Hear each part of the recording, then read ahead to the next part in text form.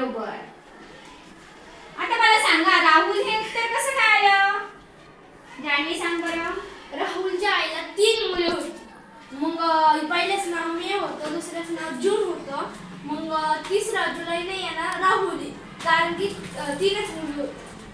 अगदी बरोबर आहे. आपण सगळ्यांनी जान्हवीसाठी झक्कास टाळी वाजवूया. क्लॅप गो.